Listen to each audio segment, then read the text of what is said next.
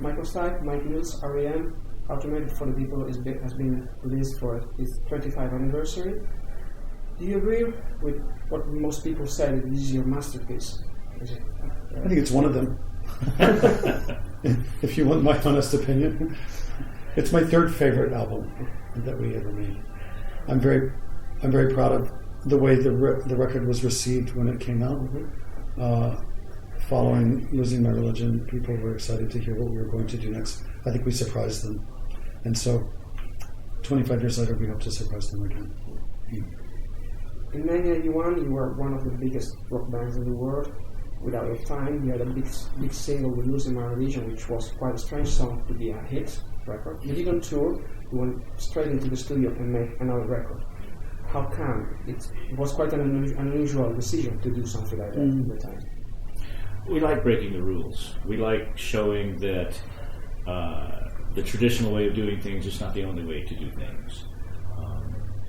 We felt that going on the road again would not be healthy for us as a band, as people.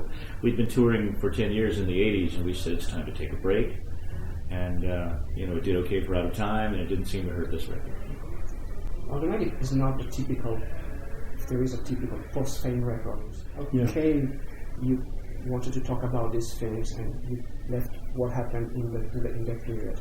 Well, the dominant theme is of death and passage and transition and darkness, and that was not something that I set out to write about. It was not my intention to make a record as dark as this one, but it's what I was thinking about.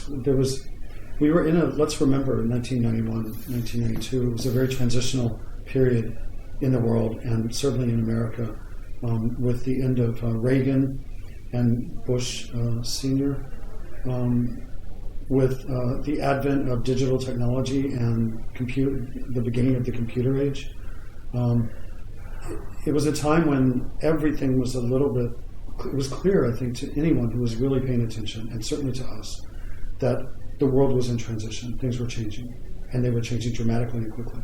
So the record, coming from artists, reflects that. It's exactly what we are supposed to do in our community, in our culture. Even musically was a change when you weren't using swapping instruments. You went mostly acoustic. How come this sound, this choice of sound for the record? Well, swapping instruments was something that we liked to do because it was fun for us. It kept us interested, but it also changes the types of songs that you write. It prevents you from writing something that you might have already done before, which was our main goal on this record. We said we do not want any songs on this record to sound like an R.E.M. song. So that's why we put aside the ones that sounded like classic R.E.M. and kept the ones that did not. We didn't know it would be slower and quieter, but when we looked at our best songs, that's the ones we had. Some songs, like Everybody Else, have become him, have become something that transcends your role of being a singer, your role of being a band. I love it. Yes, I mean, if you make a song and people, it moves past the moment that you release it, and people keep it in their heart, and it's sung on television, and people love the song, and it moves them, and it helps them through their day. Then what more can you ask? This is a great position to be in.